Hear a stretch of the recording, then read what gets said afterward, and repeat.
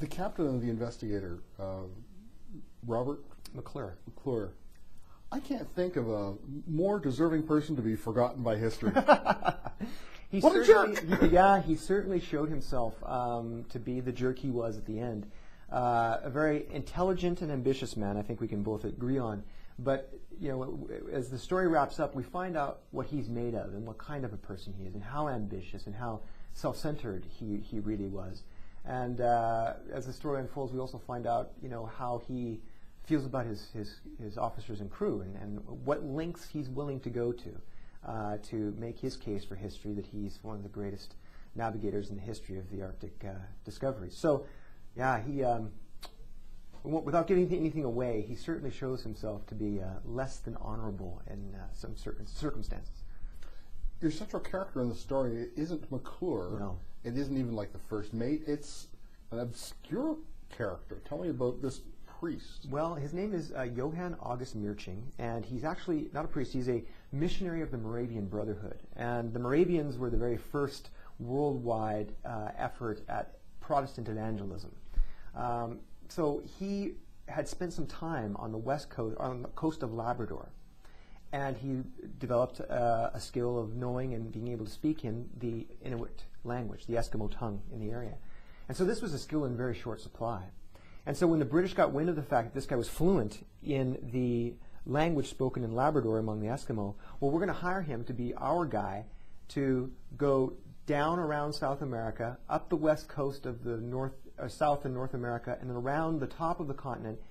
And his language that he learned in Labrador must surely connect to those people 3,000 miles away. And just the idea of that alone is just a sheer leap of faith, that how could they possibly think that his language that he learned in Labrador would actually connect up to what he found in the Western Arctic. And in fact, it did.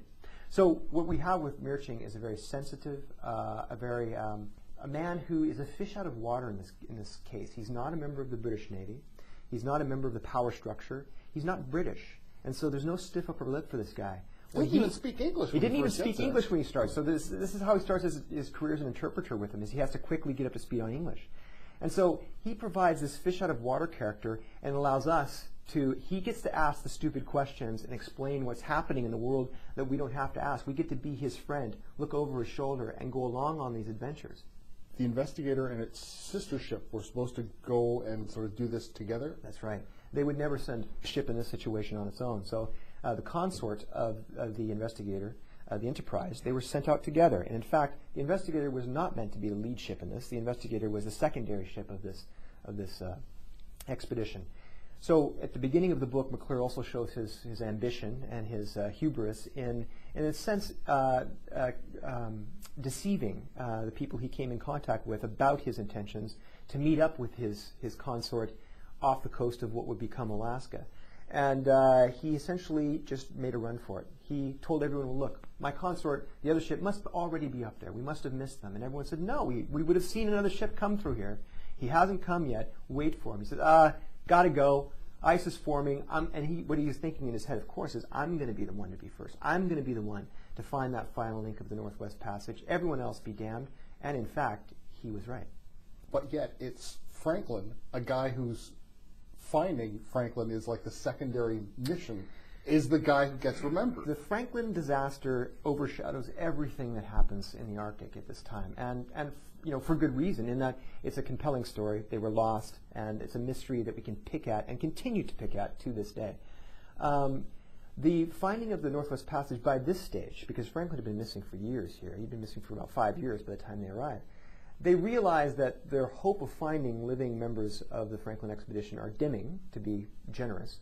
But what is still on the table is that 10,000-pound prize from the British Parliament to find the last link of the Northwest Passage. So to say that the investigators in their hearts weren't trying to find Franklin is not true. They did want to find Franklin, but what was, I believe, first and foremost in the minds of the captain of the Investigator was, geez, it'd be nice to find Franklin, but my God, I'm going to find that passage. Because I want to be the famous guy, and I want that 10,000. Well, he's convinced that, and when he does succeed in finding that last link of the passage, he's convinced that history will remember his name, and this will be known as the McClure moment. And so history, of course, told another story. But their story is, I think, as an adventure in and of itself, is such an amazing one that it was forgotten in history because of the Franklin disaster, and because as soon as they got back, the Crimean War started, that it deserves its the light of day, particularly at this moment in history, when, for the first time, the Northwest Passage is open and essentially ice-free. That was 2007, and I was on the shore of the Northwest Passage that summer. And I saw it with my own eyes, and I thought, this is the moment to bring back their story, tell it with their eyes, because they were the first to meet the Inuit people, as I said, and to record the flora and fauna and ice and climate conditions. They provide a baseline for us to see what it is we're about to lose. The Northwest Passage will be this forgotten footnote in history because no one's going to bother sailing their ship through the Northwest Passage of Canada's archipelago. They're going to sail directly across the top of the open polar sea, which was a fantasy, a myth that people had dreamed up as far back as ancient Greeks, that, hey, wouldn't it be great if the Northwest or the North Pole had no ice and we could just sail all the way to Asia. This wish that we could leave Europe and just go straight to Asia was how we found North America in the first place. The New World got in the way, and then the Northwest Passage got in the way. Now, they're going, at some point within our lifetimes, they're going to go directly across the North Pole through the open polar sea. Very exciting tale. Well told, too. Thank you. The book is The Ice Passage. It's a true story of ambition, disaster, and endurance in the Arctic wilderness. I've been speaking with the author, Brian Payton, and The Ice Passage, published by Doubleday Canada.